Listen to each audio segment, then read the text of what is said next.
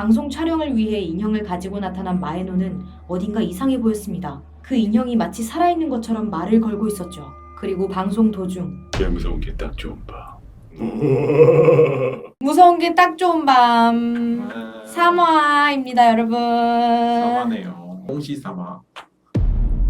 바로 진행해 보도록 하겠습니다. 오늘은 썰이 한 개예요, 한 개. 아쉽다. 그 대신 그 한 개가 되게 깁니다. 첫 번째이자 마지막 썰. 살아있는 민규.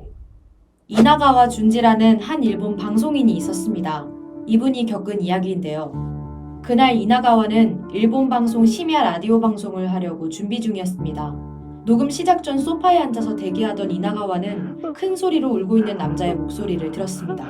복도를 나와보니 남자 2명이 살짝 먼 곳에 있었습니다. 그중 고개를 숙이고 있는 남자가 울고 있었죠. 울고 있는 남자의 이름은 미나미였고 옆에서 미나미를 달래주던 남자는 평소에 이나가와가 알고 지내던 디렉터였습니다. 이야기를 들어보니 한 레코드에 우연히 녹음되어 있던 귀신 목소리를 듣고 울고 있던 것이었습니다.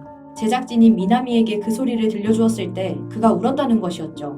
미나미는 귀신 소녀의 목소리가 라디오 방송으로 알게 된 본인의 팬 목소리랑 똑같았다고 말했습니다. 그리고 이어서 그 팬은 기대하던 미나미의 콘서트를 가기 전에 병으로 죽었다고 하였죠. 그래서 그 목소리의 주인이 누군지 알아차린 미나미가 슬퍼서 울고 있던 것이었습니다.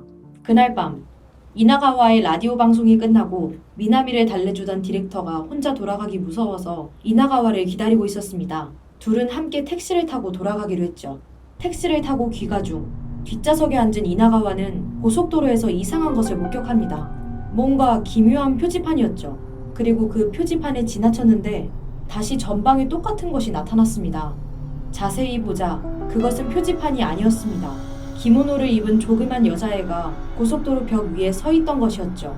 이나가와가 그것이 어린애라는 것을 깨달았을 때 그 여자애가 덥석 차를 향해 뛰어들었습니다. 이나가와는 갑작스런 사건에 소리조차 낼 수 없었지만 이상하게도 그 소녀를 눈치챈 건 그밖에 없었죠.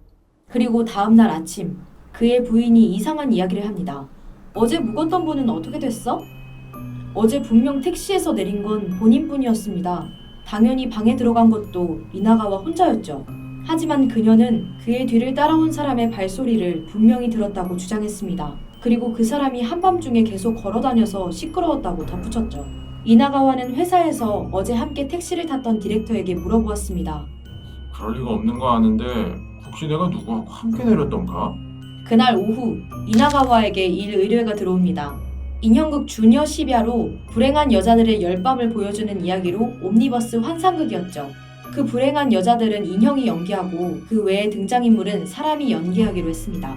그중 이나가와도 한 역할을 맡아 연극을 진행하게 되었죠. 연극 준비 중에 업계에서 유명한 인형사 마에노에게 인형의 그림을 받게 됩니다. 그리고 이나가와는 깜짝 놀라죠.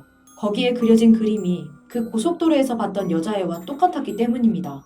이나가와는 대본과 맞춰보기 위해 마에노의 집에 그 인형을 보러 갑니다. 마에노의 집에는 수백 개의 인형이 있었습니다. 그리고 연극에 쓸 인형도 받았죠. 남자애와 여자의 인형 각각 한 개씩이었는데 그 여자의 인형이 고속도로에 그것이었습니다. 그런데 여자의 인형의 오른쪽 손과 오른쪽 다리가 뒤틀려 있었습니다.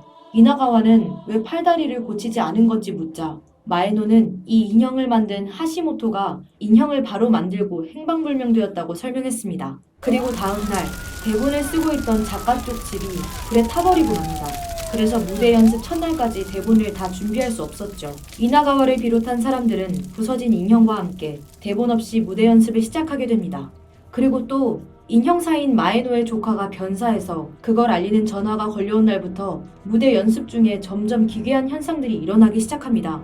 무대 의상이 들어간 가방이라든지 옷장에 물이 차 있다든지 갑자기 가발이 불에 타거나 오른쪽 손과 오른다리에 부상을 입은 사람들이 나타난 거죠.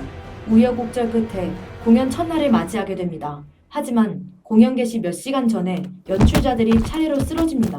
그래서 오후 공연은 중지되었고 사람들은 밤 공연을 하기 위해 근처 신사나 절에 가서 여러 종류의 부적을 가지고 옵니다. 그리고 대기실에 붙여놓았죠. 효과가 있었던 건지 밤 공연을 무사히 시작할 수 있었습니다. 밤 공연 중 점점 괴현상이 일어났습니다. 인형의 눈에서 물이 나오거나 뒤에서 인형을 조종하는 사람이 한 명 더 보이기도 했죠. 그러다 인형의 오른손이 떨어졌는데 사람들은 공황 상태에 빠질 것 같았지만 끝까지 계속 공연을 이어갑니다. 마지막 인형을 관에 넣는 장면만 남았는데 관에 인형을 넣은 순간 관의 바닥이 꺼지면서 인형의 몸 부분을 뺀 나머지 신체 부위가 다 떨어졌습니다. 이때 사람들은 극한의 공포에 시달렸지만 인형이 무섭다고 도중에 무대를 중단시킬 수도 없는 노릇이었죠. 그들은 공포에 떨며 공연의 마지막 날까지 억지로 공연을 이어나갔습니다. 공연이 끝나고 이나가와를 비롯한 모두가 공연을 더 이상 하고 싶지 않다고 생각했습니다. 하지만 공연을 끝낸 그들에게 극장에서 터무니없는 전화가 걸려옵니다. 추가 공연을 해야 할 것 같다고 말이죠. 다음 날짜에 시작하기로 한 공연이 갑자기 취소되어서 지금 하고 있는 연극을 추가로 공연해달라는 말이었죠. 제작진과 연출자를 포함한 모든 사람들은 반대했습니다. 하지만 딱 한 사람, 인형을 건네주었던 인형사 마에노가 적극적으로 해야 한다고 주장했습니다. 그리고 그 다음날 마에노의 아버지가 급사했죠. 다행히 공연이 모두 끝나고 몇 개월 후 이 이야기를 TBS 방송사가 전해들었고 이 사건을 괴담 시리즈로 방송하기로 결정합니다. 인형은 마에노가 보관하고 있었죠. 방송 촬영을 위해 인형을 가지고 나타난 마에노는 어딘가 이상해 보였습니다. 그 인형이 마치 살아있는 것처럼 말을 걸고 있었죠. 그리고 방송 도중 공연 때와 마찬가지로 괴상한 현상들이 일어나기 시작합니다. 방송 리허설 중 조명용 라이트가 떨어졌죠. 그리고 생방송 중 인형 위 배경으로 매달아 놓은 커튼이 갑자기 찢어졌고 여성 스태프들은 무서워서 울음을 터뜨리는 바람에 제대로 방송을 할 수가 없었죠. 그 후에도 방송 스태프 중 부상당한 사람들이 발생해 방송 관계자들은 방송을 포기하게 됩니다. 또 다른 방송사가 그 이야기를 듣고 행방불명이 된 인형 제작자 하시모토를 찾는 방송을 하기 시작합니다. 이나가와는 너무 불길한 일이 많았기에 함께 일하고 싶지 않았지만 방송 스태프들이 행방불명되었던 하시모토를 발견했다고 해서 마지못해 방송을 함께하게 됩니다. 하시모토는 교토 산속에서 불상을 제작하고 있었습니다. 스태프들은 하시모토를 만나서 인터뷰를 진행하려고 도쿄로 향했지만 인터뷰를 해주기로 한 인터뷰의 착오로 도쿄에서 만나지 못하게 되고 후에 스태프들만 다시 가서 인터뷰를 진행하려고 했으나 이번에는 디렉터의 부인이 원인불명의 병으로 얼굴에 종기가 나고 기차표를 준비하던 스태프의 아이가 교통사고를 당하는 등 불행한 사건이 계속 발생하게 됩니다.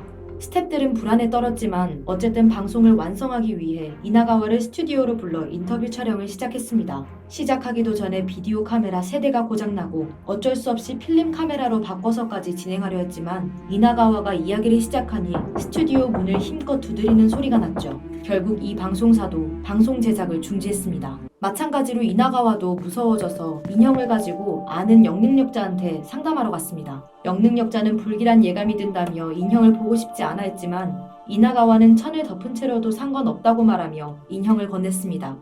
건넨 순간 인형을 받은 영능력자의 얼굴이 파래지면서 영능력자가 말을 이어갔습니다.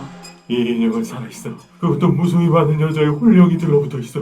그 중에서도 강한 것이 여자의 영혼인데 전쟁 전에 아카사카에 있던 아오야기에서 일하던 7살 여자애. 이에 공습으로 오른손과 오른쪽 다리를 잃었어. 이거하고 짝이 되는 인형 있지? 이대로 내버려두면 그 인형에도 들러붙어. 빨리 저를 반납하고 이거 제대로 성불 안 하면 큰일 나. 알겠지? 꼭 짝이 되는 인형하고 같이 절에 맡겨. 꼭! 하지만 그 후 바로 그 영능력자는 알 수 없는 죽음을 당했다고 합니다. 이 이야기 과연 실화일까요? 더 알아보고 싶은 분들은 따로 찾아보시기 바랍니다. 하지만 주의하세요. 불길한 일이 생길지도 모르니까요. 소름! 자, 이렇게 해서 개무딱밤 3화 끝났습니다. 이렇게 첫 번째 썰 가지고 쭉 이야기하는 거 어떠신지 댓글로 달아주시면 나중에도 이런 형식으로 한번 준비해보도록 하겠습니다. 여성 댓글 그냥 3개 해주세요. 왜요? 자, 그럼 개무딱밤 4화로 뒤에 죽을 사. 나 뒤에 누구야 어서 뒤를 돌아봐 아니 돌아보지 마 눈 마주치는 순간 끝이야